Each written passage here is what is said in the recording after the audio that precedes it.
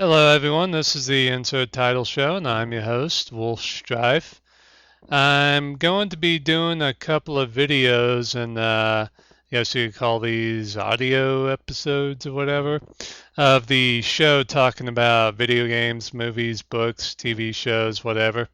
Just trying to expand my channel, with content and stuff, and also trying to get some viewers. So, with this first one, I'm going to be talking about the first Dead Space game. Now, the first Dead Space game is a really, really good game, especially a very, very good horror game. Well, probably top 15 best horror games ever made. I believe it came out in 2008. I didn't play it, I think, until 2000 and 2010, 2011. No, I didn't play it till 2012. So it was a couple of years after it came out. Chili played the first two and loved them, and he told me to check them out. I think I was the only guy he could get to play them. Everyone else, I guess, was either too scared or whatever, so he was glad to have somebody else to talk to about 'em. I went through Dead Space 1 in one night. Basically, because I was like, okay, this is going to be like a movie. If I stop and come back to it the next day or whatever, it's not going to be as scary uh, or as effective. And the feeling and the experience and stuff. I really wanted to feel afraid, tired, and all that shit, paranoid and stuff, just like the main character Isaac Clarke was feeling. So I gritted my teeth and went through it. It was probably about a 10-hour game, so I think I started at around 6 o'clock at night and just went through it. I mean, it was tough, but I mean, it was fun. It's not really anything like going through a horror game in one night. So the combat engine or whatever you want to call it is really cool, very versatile, very unique, especially considering how the enemies are unique and very versatile. You in the game you want to shoot the legs, so that makes it a little interesting and stuff. So yeah, very very interesting how this game works, and the story's very cool, very interesting. Even though in this one Isaac Clarke does not speak, definitely is still an interesting experience. And you really do start to care for him and stuff because I mean this game is just insane.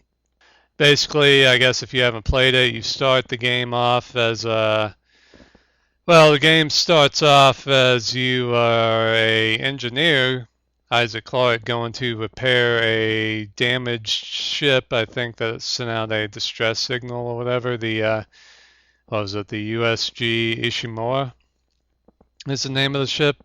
So basically, you and your engineer crew land on the ship to do repairs, and then of course all fucking hell breaks loose, and you spend the next 10 hours trying to get off the fucking Ishimura and to find out what the hell is going on.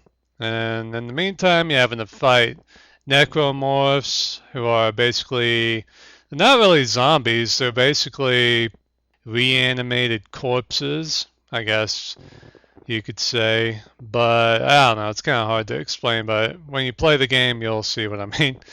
It's fucking crazy. These are not zombies. In fact, I would say the necromorphs are one of the most terrifying enemies that I have ever come across in games. I mean, if these aren't like zombies in real life, necromorphs would fucking kick your ass. It's only because I got futuristic guns and shit in the game that I'm able to kill these guys. I mean, a shotgun, I mean, fucking necromorph running at you would just shrug it off like, yeah, what was that? So in the game, I mean, it's just a really, really good game, very scary. In fact, the first time I went through it, I wasn't that scared. I think I just got in my dark mood because I'm like, all right, I'm in for the long haul here. I'm gonna beat this fucking game. But then a couple of months later, after I beat the second one, I tried to go through the first one again. And I only got like an hour into it because I was just terrified. I don't know what the problem was. I think I was still having like post-traumatic stress or whatever after playing the second one, so I was like, okay, I'm gonna stop playing this now. Because I guess it was just scary the second time because you knew kind of what to expect and stuff, and it was just, yeah. But then a couple of years later, in fact, I guess last Halloween, I bought it on the 360 because the first time I went through it on the PlayStation 3 for whatever reason, I guess. Yeah, it was kind of hard to find the game actually. It was like impossible to find on the 360, so I had to get it on the PS3 at GameStop.